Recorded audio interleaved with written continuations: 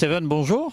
Alors on t'a connu cycliste, triathlète, coureur à pied. Aujourd'hui tu es aventurier. Est-ce que tu peux nous parler un petit peu de cette aventure?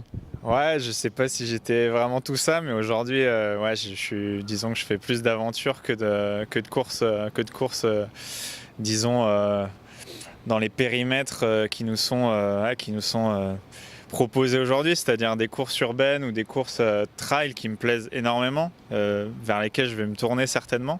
Mais ouais, aujourd'hui, j'ai envie de créer mes aventures, j'ai envie de créer mes projets et d'aller plus loin, quoi. On parle d'aventure justement. Est-ce que tu peux nous donner un peu plus de précision sur le pays ou les pays qui sont visés? Le Wall Nepal Project, donc c'est un projet au Népal, c'est 90 000 mètres de dénivelé, 2000 km. C'est la trace la plus haute du monde, la plus dure, c'est les Népalais qui le disent. Ceux qui l'ont fait me disent que c'est très très dur, que c'est très dangereux, que c'est très beaucoup de choses. Mais je suis assez serein. Donc je vais essayer d'aller assez vite, je vais essayer de faire moins de 60 jours, ce qui est pas loin du record, mais ouais, je vais faire ça en mountain bike, donc voilà, c'est aventure, transmission et beaucoup de vélo, quoi.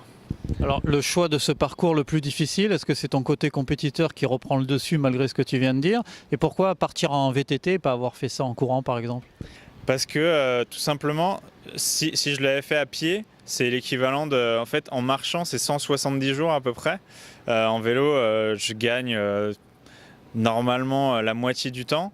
C'est un terrain qui est pour moi aujourd'hui pas familier, mais que je connais assez bien.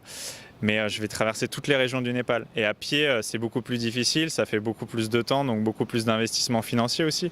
Parce que voilà, faut tenir presque en autonomie, des fois 10-20 jours quand on est à pied, ou soit il faut courir très très vite. Donc, Quand tu dis autonomie, c'est autonomie alimentaire? C'est-à-dire que tu as ta nourriture avec toi? si j'avais fait à pied, en fait, ça fait, ouais, il y a des moments où il y en a qu'on fait avec 20 jours d'autonomie alimentaire.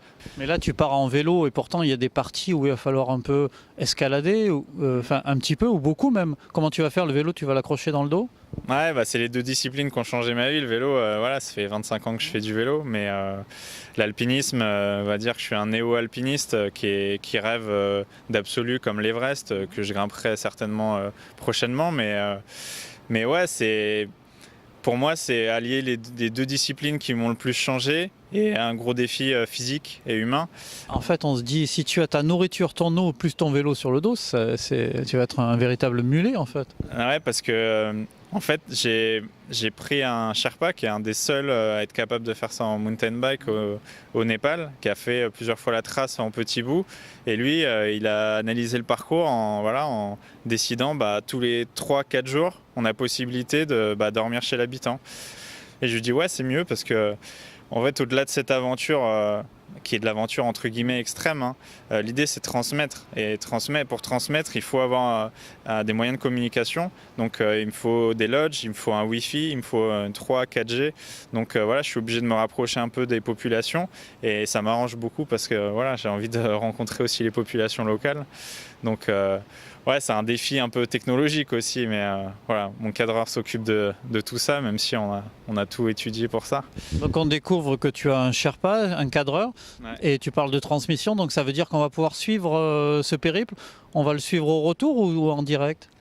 L'idée c'est de le faire suivre en live, donc on va dire que c'est fait à 95% pour que ça soit diffusé à la télévision.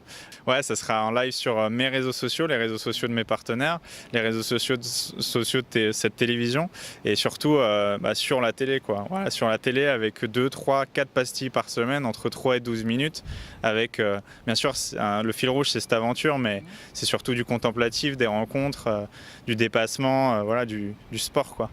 Et tu parlais à l'instant sur les réseaux de tes partenaires, tu peux citer quelques partenaires qui t'accompagnent, qui te font confiance parce que c'est un peu une folie. Ouais, il y a des partenaires qui m'ont suivi très très tôt, qui étaient un peu dingues de me suivre et que je remercie aujourd'hui parce que c'est eux qui ont consolidé ma confiance en ce projet, en ce que je faisais et en confiance en moi parce que se dire ouais, on se lance dans une aventure comme ça fait presque un an que je bosse dessus et 6 mois tous les jours que je suis sur ce projet. Donc voilà, mais Compresse pas, on m'a suivi dès le début par exemple. Après, il y a d'autres choses qui vienned pas du tout du sport, comme Gamed, Après, j'ai d'autres partenaires comme Polar, qui est très connu dans le monde du running, triathlon.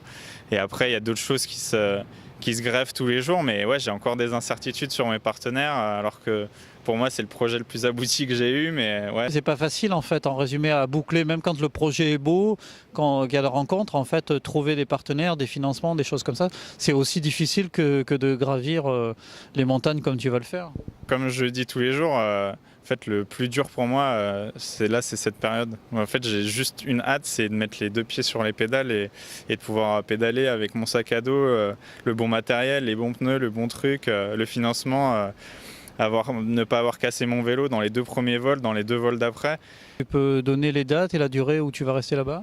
Je pars dans quelques jours maintenant. Disons que je pars entre le 13 et le 15 février pour être au top là-bas. Après, ça dure 60 jours, peut-être ça sera 50 jours, peut-être ça sera plus, peut-être ça sera 45, j'en sais rien. Bah écoute, on va te souhaiter vraiment bonne chance et puis on se retrouvera après. Tu nous raconteras un petit peu comment ça s'est passé là-bas. D'accord? Si je suis encore là, évidemment. Mais merci Écoute, en tous les cas. on va croiser les doigts et on te le souhaite en tout cas. Merci, Merci, Céven. merci Jean-Pierre.